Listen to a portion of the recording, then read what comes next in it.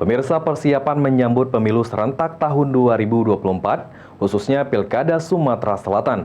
Badan Pengawas Pemilihan Umum atau Bawaslu Kabupaten Ogan Kemering Ilir mengadakan pembinaan penguatan kapasitas pengawas pemilu dalam menghadapi pemilihan serentak tahun 2024 di Hotel Suwarna Dwipa, Palembang.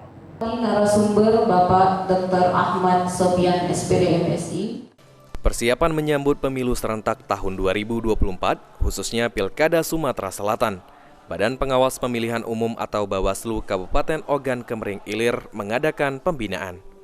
Kegiatan yang diikuti sebanyak 75 orang yang diantaranya 54 ketua dan anggota Panwascam Kecamatan, unsur eksternal unit Satintelkam Polres Oki, serta pimpinan Bawaslu Ogan Kemering Ilir.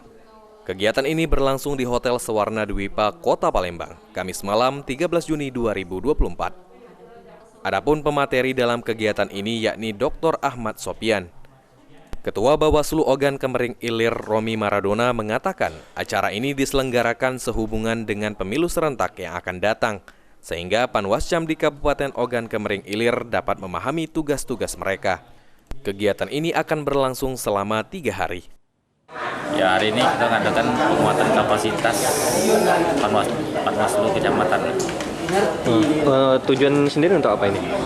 Ya, artinya kita pengen kawan-kawan penyelenggara khususnya di kecamatan itu mereka ngerti apa itu tupoksi, apa itu tugas-tugas mereka sebagai Panwaslu.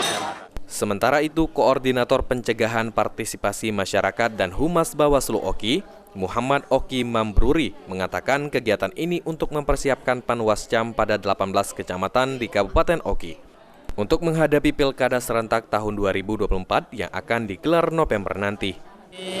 Pada malam hari ini kegiatannya yaitu penguatan kapasitas untuk teman-teman Panwascam yang berada di 18 kecamatan di Kabupaten Ogan Kemering Ilir. Ini terkait apa kegiatannya? Ini untuk persiapan untuk menghadapi pemilihan serentak di tahun 2024 yaitu pemilihan gubernur dan wakil gubernur serta pemilihan bupati dan wakil bupati khususnya di Kabupaten Lutfi, PAL TV.